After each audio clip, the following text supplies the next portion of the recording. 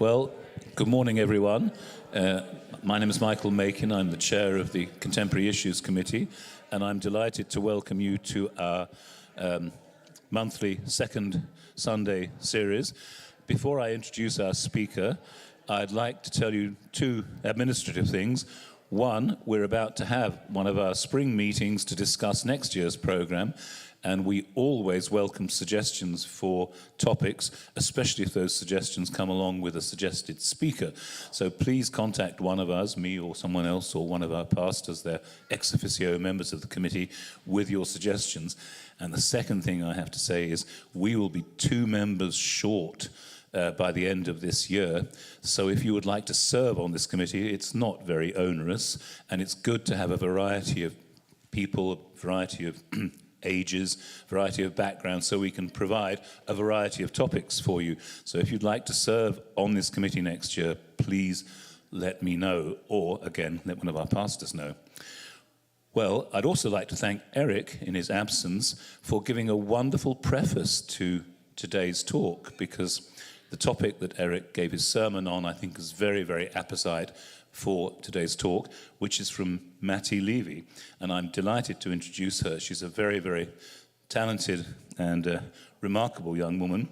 She is right now an artist and arts administrator, holding master's degrees in music composition and oboe performance from our university. As an arts administrator, she actively works to provide arts opportunities to people impacted by the justice system by serving as a community engagement coordinator for Prison Creative Arts Project, PCAP, housed in the residential college of our university. There she works on broadening PCAP's reach, external exhibitions, social media, and fundraising. As an artist, she's interested in art for social change, creating works like Floating on the Wings of Our Planet, an immersive media piece addressing climate change, and her Presser Award-winning musical, Concert Black, which follows 3 black classical musicians and their journeys through life. Her essay, focusing on imposter syndrome among POC musicians, If My Imposter Syndrome Had a Voice and the Reality of the Situation, was published in the online journal Currents in Music Research. She was also a finalist in the 2022 Emery Symphony Orchestra Call for Scores, and is premiering an opera this year in New York City as part of the Experiments in Opera Writers' Room. I told you she was a remarkable young woman. Mattie is committed to advocating for the power of the arts, particularly by increasing access to the arts in underserved communities and highlighting marginalized voices in her artistic practice. You can find her on Instagram. I hope you all know what Instagram is. At Mattie_TVC15, or via email at mglevy@umich.edu. Mattie, welcome to FCC. We all look forward very much to your talk.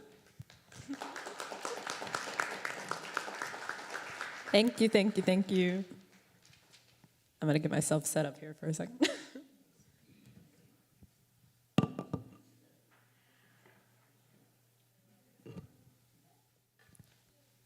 Okay, thank you so much for that really warm introduction. I am Mattie Levy.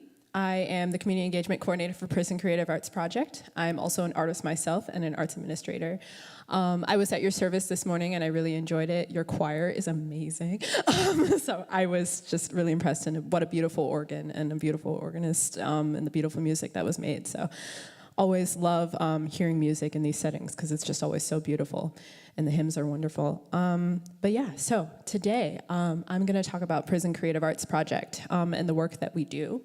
And I hope after this talk you all are inspired to get involved. I've got little flyers and handouts if you want to check those out on this table up front here after I'm done speaking to you all today. But yeah, so let's talk about Prison Creative Arts Project. So I work with Prison Creative Arts Project, or PCAP, or PCAP, and our mission is to bring those impacted by the justice system together with the University of Michigan community and the broader community for artistic collaboration, mutual learning, and growth. What this looks like is basically doing workshops in Michigan prisons surrounding the arts. And we also put on our annual exhibition of artists in Michigan prisons, as well as the Michigan Review of Prison Creative Writing, which is an anthology of works by currently incarcerated writers. I'm about to talk more about all of those things. And yeah, if we go to the next slide. So a little bit of history about how PCAP was founded. So it started with a singular workshop in Women's Huron Valley, which is one of the few federal prisons in Michigan. And there's an image of this workshop right here. And it was founded by Buzz Alexander and Mary Heinen in 1990. Mary is actually pictured right here on the end. And Mary is also working with us at Prison Creative Arts Project still to this day. This workshop was instrumental in PCAP's founding. It was a theater workshop, a collaboration of women in Women's Huron Valley Prison with Buzz Alexander, who worked for University of Michigan. And it sort of just grew out of that into an annual exhibition of artists in Michigan prisons, the Michigan Review of Prison Creative Writing, workshops that are led by students and community members in Michigan prisons. All of that grew from this singular workshop in Women's Huron Valley that was called the Sisters Within. They were a theater troupe, they performed together, they collaborated with one another, and it was really a testament to sort of the healing power of art in the midst of incarceration, and is what one of the catalysts for what started everything that we're doing today. Next slide. Thank you. So one of the other one of the other things that PCAP does is we facilitate workshops and we have courses inside Michigan prisons. So one of our workshops, called the Atonement Project, is led by Ashley Lucas, who is a faculty member at the University of Michigan. She works with students to put on these workshops inside Michigan prisons. And in collaboration with the people inside, along with the students in the workshops, they create a theater production that they produce inside Michigan prisons. And they also collaborate with one another to sort of express themselves through theater and art. We also have the Out of the Blue Choir. They're pictured on your right there. They sing in Michigan prisons. So they tour and they perform. They're a choir that sings inside Michigan prisons.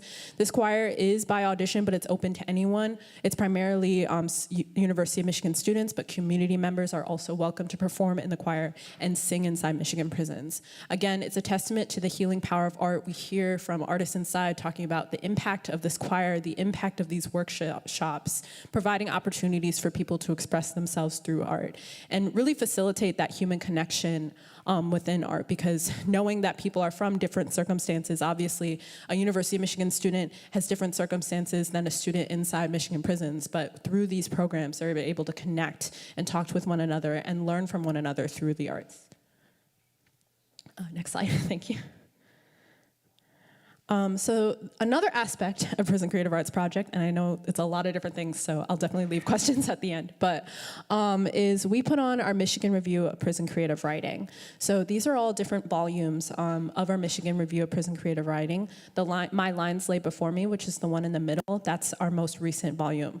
This is a collection of works by currently incarcerated writers. And so these writers inside, they can submit pieces to Prison Creative Arts Project, and we select different pieces and curate this anthology. A team of students, faculty, and staff and community members, both in the University of Michigan and outside of the University of Michigan, come together to read and respond to these works, poetry and prose, by artists incarcerated in Michigan. They sort of edit the works for the anthology. They also write the artists that are inside, so we always try to close the loop in that way, making sure that everyone who's collaborating with Prison Creative Arts Project is also in communication and in community with an artist inside, and however they can be. So they write letters to these artists inside, and the artists can also respond as we're creating this anthology. And then we publish it, and it is available for sale for anyone who's interested in reading it. And we also, in addition to publishing the anthology, put on a lit review reading and celebration. So basically, during our annual exhibition of artists in Michigan prisons, which I'll talk about a little bit more later on, we have this lit review reading where the families of those artists that are currently incarcerated read the works that they submitted for the anthology.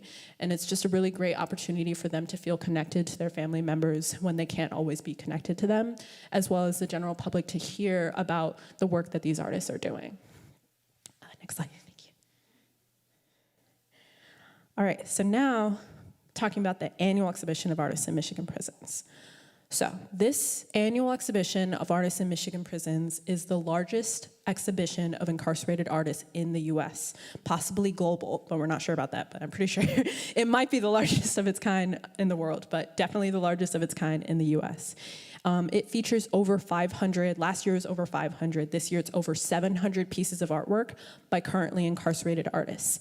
So the way this exhibition works is we go inside all of the prisons throughout Michigan.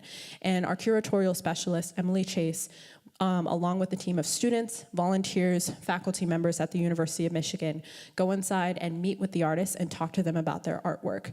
We select at least one piece from each artist that we talk to, and then we curate this annual exhibition.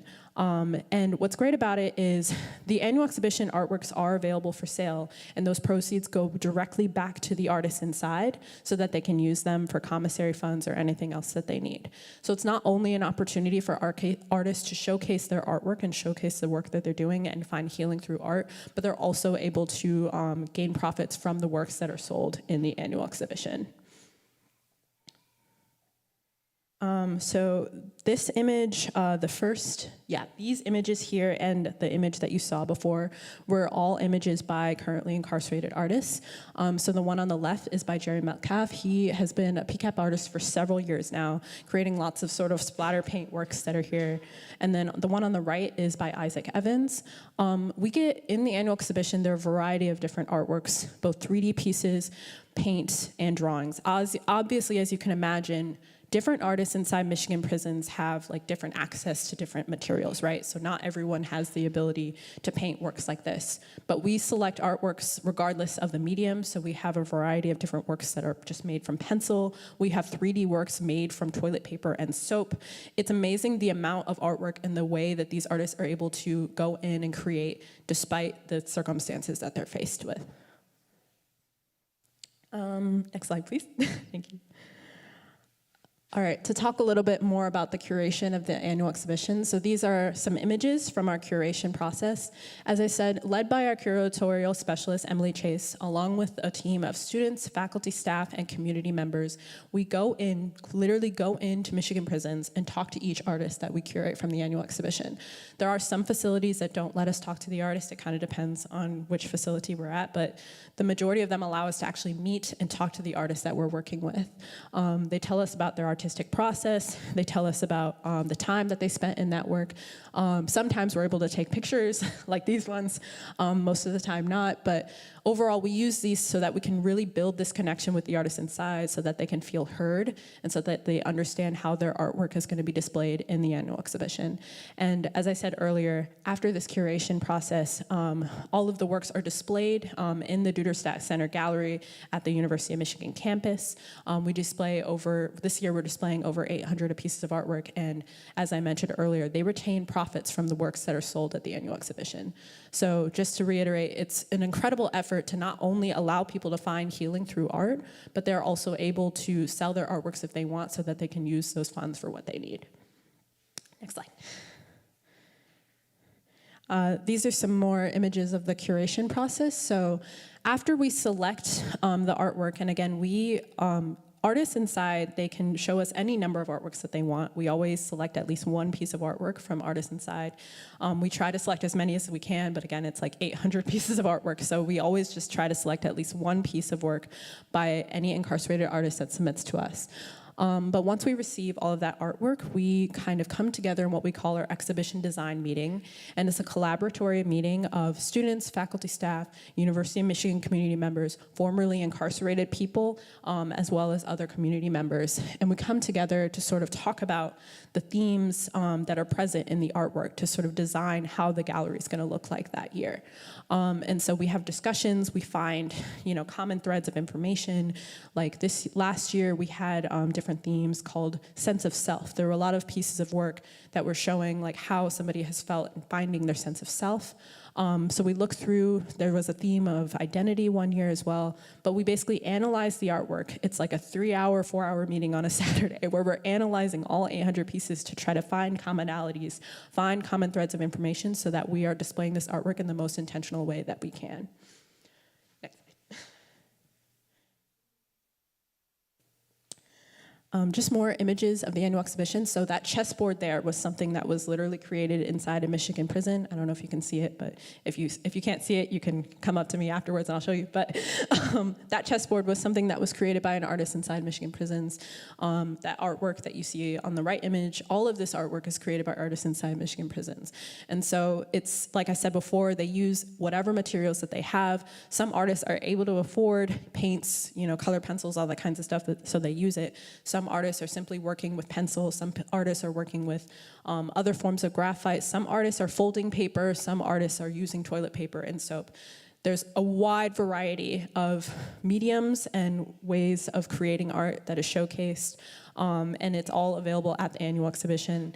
And it just, again, really just shows how these artists, against all odds, are continuing to create art and continuing to showcase their art in any way that we can, and we try our best to facilitate that.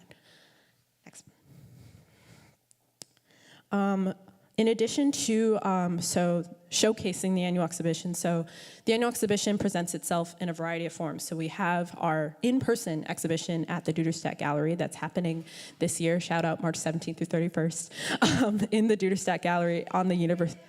Yeah. March 17th through 31st, and I have flyers up here with those dates and those times. But yes, the annual exhibition is happening March 17th through 31st in the Duderstadt Gallery on the University of Michigan campus. It's all written down on those handouts that I have on that table here. And again, March 17th through 31st.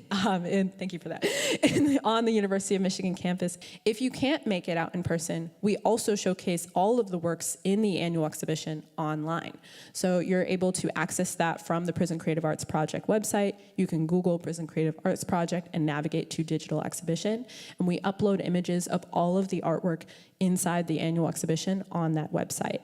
In addition to seeing the artwork itself, the artists also write an artist statement where you can learn about their meaning behind the artwork, learn about their artistic practice, learn about their reasonings behind creating art. All of that is also listed on the online annual exhibition site, as well as posted in the gallery in person. In addition, on that digital exhibition site, we also have an audio tour. So not only do we talk to each of the artists that we work with and learn about their artistic practice in person, we also interview artists over the phone and have them talk about their experience, why they're creating art, and what PCAP means to them, and what this sort of initiative and art making means to them as well. And we sort of have links to this audio tour, both in person in the gallery and also posted online. So there are just so many different ways to hear from them and hear about their perspective and hear about why art is so healing in the midst of incarceration. Next slide. Okay, so in addition to the annual exhibition, Prison Creative Arts Project also puts on a variety of events and initiatives. So that is an area that I'm often running. So I put on talks like this, where I talk about Prison Creative Arts Project and everything that we do. We also do a variety of community collaborations, both in Ann Arbor, in Detroit, and in surrounding areas. We do external exhibitions in different places. And so we've done an exhibition at the IHM Sisters Gallery, and we've also done an exhibition at the Deep End Gallery in Detroit. We've been collaborating with a variety of community organizations, such as Someday and A Brighter Way, to really sort of reach common goals, working with formerly incarcerated people, currently incarcerated people, and community members to just showcase this idea of the healing power of artwork and showcase artwork from currently incarcerated artists. Okay, next slide. Okay.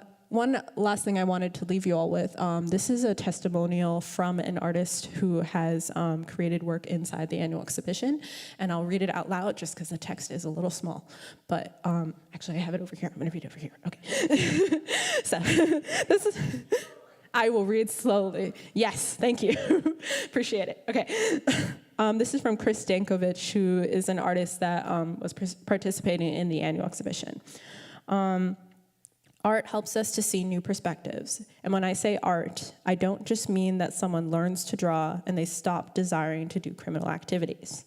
Rather, the art is another discipline that takes effort, self-control, and requires a mind to be open to new perspectives in order to get better. Those are the things that initiate change. When the right art is perceived at the right moment, paradigm shifts can occur within someone. The desire to produce art and to improve as an artist is a goal-oriented path. Just this fact promotes change that requires being open to new ideas and new ways of thinking. I learned to write, as well as to do other art forms, through creative arts classes taught by the Prison Creative Arts Project from the University of Michigan. Fostering the arts fosters minds open to change and fosters hands that are busy creating instead of being idle or worse, destroying. So those are words from Chris Stankovich, and I think that's actually a testimonial from his book that he wrote. But this just shows, and something that I'm really just trying to drive home here is people think a lot about prison, and they think a lot about prison, like a lot of, how do I say this? A lot of times prisons are places of pain. A lot of times prisons are places of isolation. A lot of these artists that we talk to don't have families, they don't have friends, all they have is their artwork.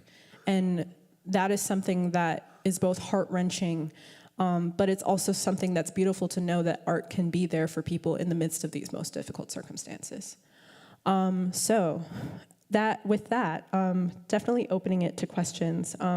But before I do that, I just wanted to let you all know that there are ways that you can support, both monetarily and non-monetarily. So Prison Creative Arts Project, we are currently, because as you all may have heard, the arts funding landscape is a little dicey. Very dicey, okay?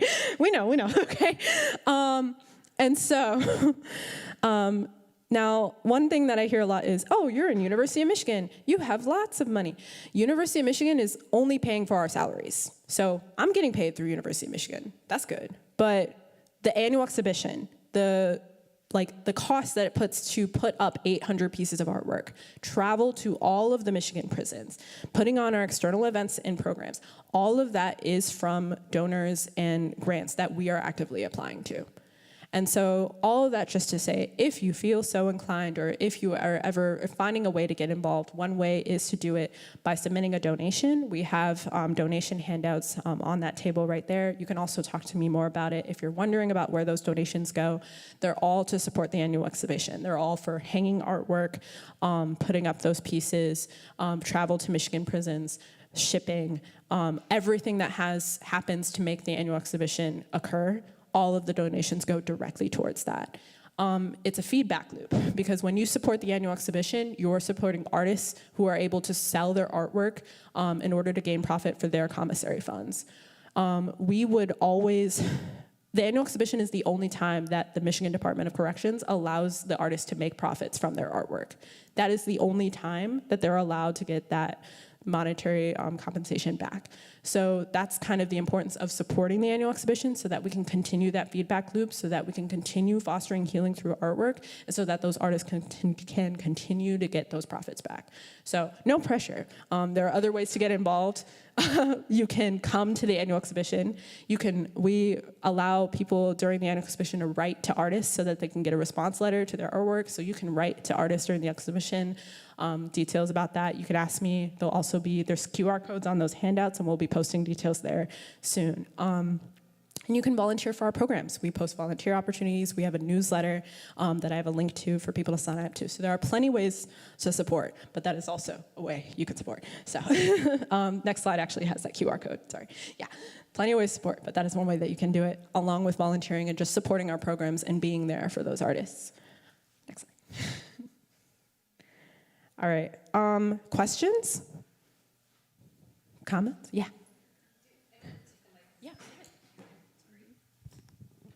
Did they do research to show what kind of metrics improve, either with the prison system as that specific location, or with behavior or outcome of prisoner and rehabilitation back into non-incarcerated life? Have they followed that, or do they not want to fund that? So yeah, so we don't actively do metrics on recidivism, just because we are focused more primarily on the artwork and kind of fostering that healing power of art.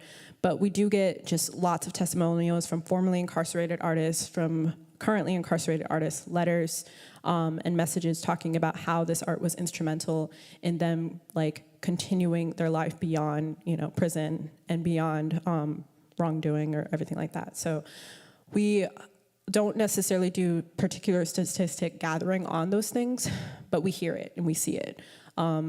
People continually talk about how art has that power to continue to allow people to find that healing, to allow people to find that community when they don't necessarily have it. So, good question. Thank you. Really appreciate your work. I am a proud owner of a piece of art. So I really, I love that, the fact that I could write to the artist was really, I'm really interested in how the prisons react to this, you know, what kind of, how you work with them and how they're trying to control that. So have you seen that begin to change as the program has been more successful, or what have been the challenges? Good question. So, yeah, what have been the challenges? So, lots of challenges. The Michigan Department of Corrections is an interesting body to work with. I'll just say it like that. Okay. And a lot of times it depends on the facility itself, right? So some facilities are really receptive to our work. They allow us to come in, no problems. We can talk to the artists, like it's totally fine. All the people in that facility are able to create art and we don't have any issues. Other facilities, it varies by year. Sometimes we're able to come in one year, but then we're not able to come in the next year because of some new concern about contraband and people creating art that was not there before and was not an issue, but all of a sudden is an issue for some reason. Like, it's hard to describe it other than that it's kind of flighty. And we wish it could be better. We've worked on continuing to build the relationship that we have, which is why we're even able to do this in the first place. There are a lot of other programs that are trying to build up something like this, but they can't because the Michigan Department of Corrections is wary of new programming and is not always receptive to new programming. So all I can say is it varies by prison, it varies by facility, it varies by who is the activities director in that facility. Yeah, so it really, you would think it would be something that can be easy and methodical and whatever, but a lot of times it's trial and error, it's continual, consistent outreach, and it's building those relationships so that we can keep our programs going. But yeah, so it's been challenging, and those challenges are often just inconsistency, scheduling, and new policies that we're not aware of, changing policies. Like we had a situation one year where we were supposed to have an art selection visit inside a facility, and we had done the processes, so all of the students had done the proper background checks, submitted all of their proper information, but then they changed it last minute, and so then we weren't able to go in. So then we had to reschedule it, and it's weird because you would think, oh, this would be some realistic problem, but a lot of times it just feels a little, last minute and confusing. And so I wish I had a better answer, but it's challenging, and the challenges vary by year. And so thankfully, like I said, we've been going for 30 years, so we've been able to build this relationship. They know about us, but a lot of times it's harder for newer programs because they're not receptive to it immediately. So, yeah. Mm-hmm. I'm curious where I love that the University of Michigan is involved in this. I'm curious where their push came from to be involved in this. Yeah, so a lot of that came from our founders and University of Michigan faculty who are involved, right? So one of our founders is Buzz Alexander, and he was involved with University of Michigan, connected with them, and one of the faculty members that was able to push this program and get it started. Ashley Lucas and Janie Paul is our other critical figures who are faculty. Janie Paul is a faculty emerita. Ashley Lucas is a currently faculty member that was able to push these workshops inside Michigan prisons and allow these students to do them. So a lot of it came from faculty advocating for it and sort of getting it started in that way, and then follow up. Oh, yeah, thank you. Okay, in theater and visual art primarily. So a lot of our workshops are visual art workshops. We have creative writing workshops as well, but they started with theater workshops. So primarily the theater department, and then it expanded out into visual arts as well. And then I'm working on trying to get some more music stuff involved. But right now we have the Out of the Blue Choir, and hoping to get dance and music as well involved. But dancing in prison, it's hard, difficult to get the Michigan Department of Corrections to allow dance workshops in prison. Don't. But anyway, we're working on it. We're working on it. Okay. Question over there.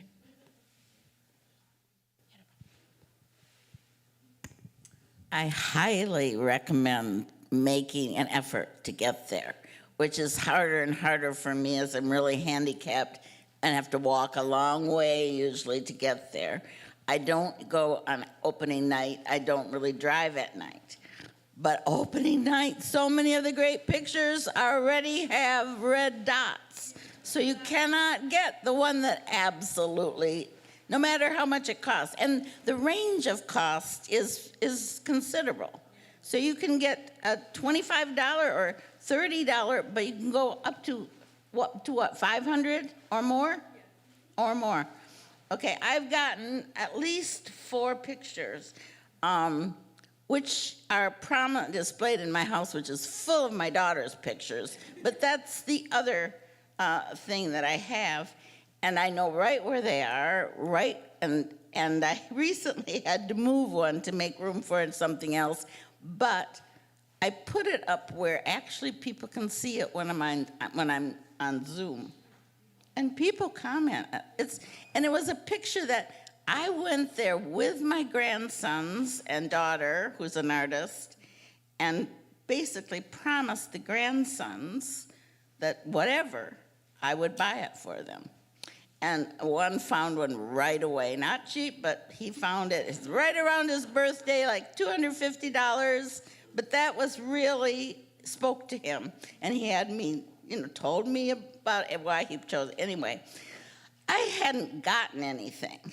And I spend at least an hour and a half. I have to sit down in between because you want to look at each one. So I'm sitting out waiting for them in the hall.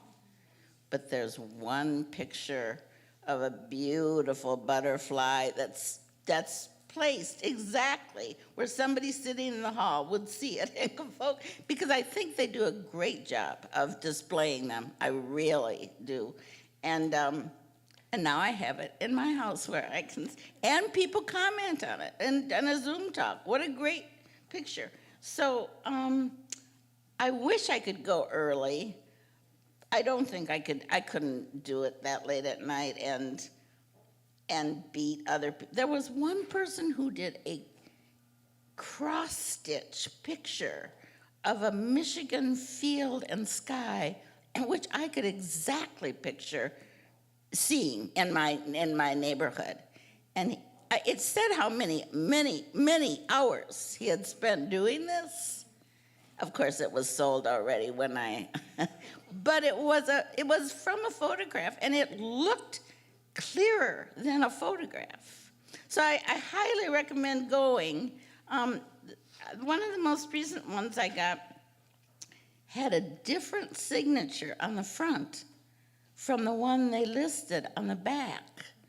And I finally got to his letter where he had changed his name to be a name that he liked better. So that mystery was solved. Anyway, I highly recommend if you can get there. And it would be nice to actually point out where handicap parking was. That would be close to the days you could go. And usually after 3, it's cheaper or something too. Anyway, I just want to congratulate you. I love this program, and if you can possibly get there between March 17 and 31, there's only certain hours, certain days that it's open, and then it's closed completely. But anyway, thanks. Thank you so much for that. So we, all the artwork goes on sale opening day, but you can also view the artwork online if you're not available to come opening day. But highly recommend opening celebration coming that day if that's available to you. We have speakers from people who have participated in Prison Creative Arts Project programs before, formerly incarcerated artists who talk to everybody about their artwork and their process. You get your first chance to get that artwork if that's something that you're interested in. And yeah, we'll definitely be, we have handouts that talk about like the parking options and all of that's available on our website. But I'm definitely going to make those more available just because U of M parking is very scary. So yeah. Any other questions, comments, concerns? Thank you. Yeah. Thank you so much, Matty, for an absolutely splendid talk, and we've learned so much. And as I was sitting here listening to your talk, I thought, I hope this isn't a pretentious thing to say, but here is someone who is actually carrying out one of the instructions in the Gospels about visiting prisons, something that maybe is hard for many of us to consider, but it's in the Gospels, folks, and here is someone who's doing exactly what the Gospel of Matthew tells us we should all be doing. So thank you so much, Matthew. Splendid talk.